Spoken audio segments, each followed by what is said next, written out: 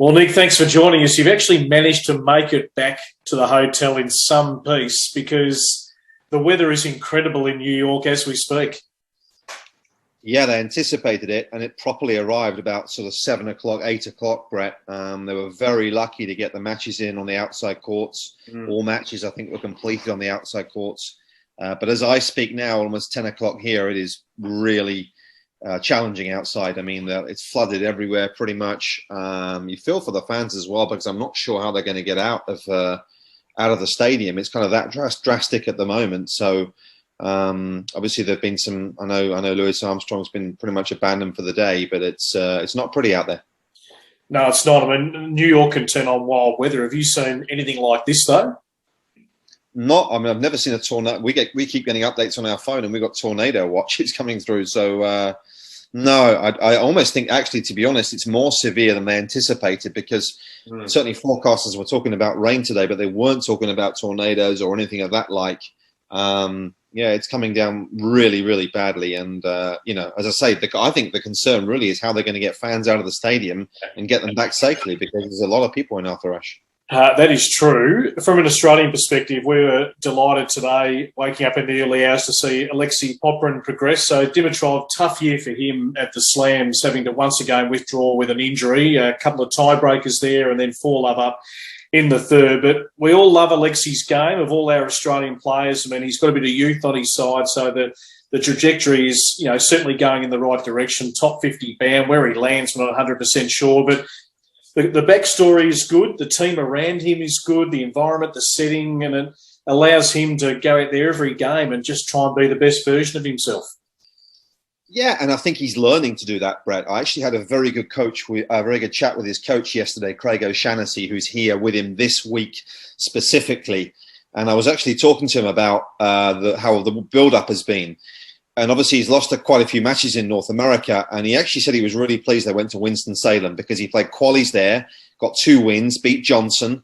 And he actually said they practiced for 2 hours on the morning before he played Johnson, because the one thing they're trying to get Alexa to do is put some time on court, kind of get the work ethic to where he feel it needs to be. Because, as good a player as he is, I still think there is a little bit of room for improvement in that regard, just reading between the lines in terms of just the day in, day out professionalism that's required.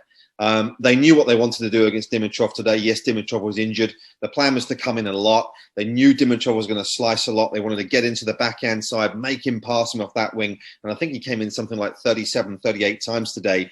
Yeah, Dimitrov, as you say, struggled with injury, but I think the plan was there to try, and they knew how they were going to get at him. And you've got to remember, Alexei, I think, was down 4-1. I want to say double break in the first. It was certainly close to a double break, if not 2, but played well today. He did. So I agree with what you're saying. I mean, he's still a work in progress. He carries sort of an interesting persona around the court. He never sort of looks overly stressed, does he, Popper? He sort of glides around the court. I mean, he's tall. He's growing into his body. What he's going to become, we're not 100% sure. But there is no replacement for hard work on this tour. You've got to grind and get yourself to an exceptional level, don't you? Because from here on, the calibre of player that he'll go up against, it just keeps rising, and he's got to find a way to rise with it.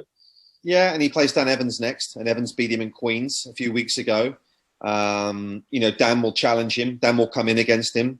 Definitely. Dan's slice backhand will pressure his backhand. Popyrin's backhand is still the weak wing. It's still a wing that'll break down under pressure, and that's going to be a big test against Evans. Evans has come through COVID. He had COVID just in the summer. He's come through a bad spell. He's now coming through it. I watched Evans play quite a lot today. Big gear on in 4.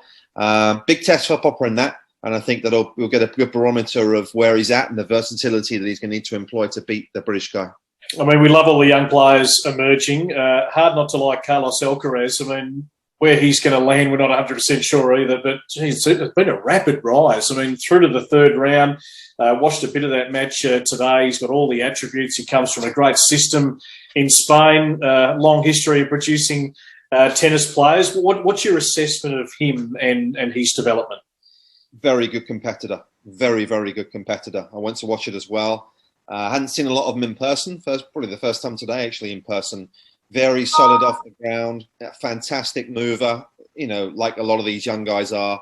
Dealt with quite a bit today as well, because the French lad Rinderneck, who'd been through the American college system, came in a lot today. You know, one thing I think we're seeing a lot, Brett, this week is the players coming forwards a lot more, and maybe the conditions allow that. Quicker courts potentially allow that. I don't know, but it's nice to see.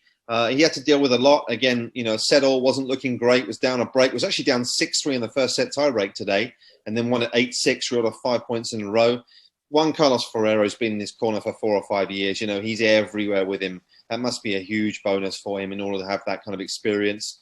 And obviously Juan Carlos sees a lot in him because he invested in him heavily when he was young. So great player. I think everyone you speak to on the tour feels he's a top 10 player in the waiting. Yeah, I think we can certainly see that. I mean, it's been great to track him from the lower levels and just see him come through at a rapid rate.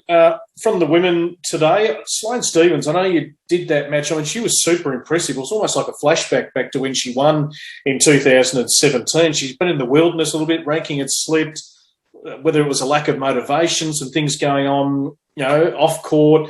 I mean, she was the big event specialist at one stage. She performed really well at a major and winning Miami, but then would sort of just meander and have first round exits at the tour events. But she's always been a sweet timer of the ball. So she's just maybe cranked up the power a little bit. But yeah, big difference between her and Coco Gauff. As much as we sing her praises, I mean, there's still plenty of time for her to develop, and you can see the areas of her game that need to keep getting better.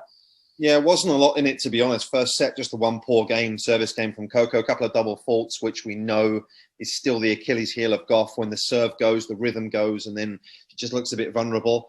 To be honest, Sloane Stephens' forehand was the biggest shot on the court by a distance today. Really did push Gauff back a lot. Didn't really allow her time on the ball. I think if you look at Sloane's results, she's been getting there, Brett. You know, if you look, lost to Sabalenka 4 in the third. Previous week was 5 in the third. It's not like she's being blown away by the opposition. You know, if you look at those results, it certainly senses as though things are on the up. And, you know, getting through that match in round 1 with Madison Keys, where, you know, she actually, I think, won 10 fewer points than Madison. So, you know, at times she was kind of struggling in that one. To get through it was a big one for her. And as you say, ultimately, you look at her record in the majors. Yes, I know she's not played as well recently, but the sense is with her that the bigger the occasion, the better she plays. Yeah, no, absolutely. And feeding off that New York cradle, it was hard to hear inside Arthur Ashe tonight, even for to hear Pam Shriver's questions in the on-court interview. So as I let you go, Nick, I mean, just some general thoughts. What have you taken out of the first few days? I mean, normally we see more of the women's seeds fall than the men's seeds, which has been the other way around. Yeah, a few surprises, haven't there? I think the women's draw, certainly as far as the third round goes, shaping up well. Interesting to see how Ash goes tomorrow, Ash Barty. Obviously, I don't think Clara Tolson's a woman you write off. We talked about it yesterday, didn't we, in terms of one of the young up-and-comers.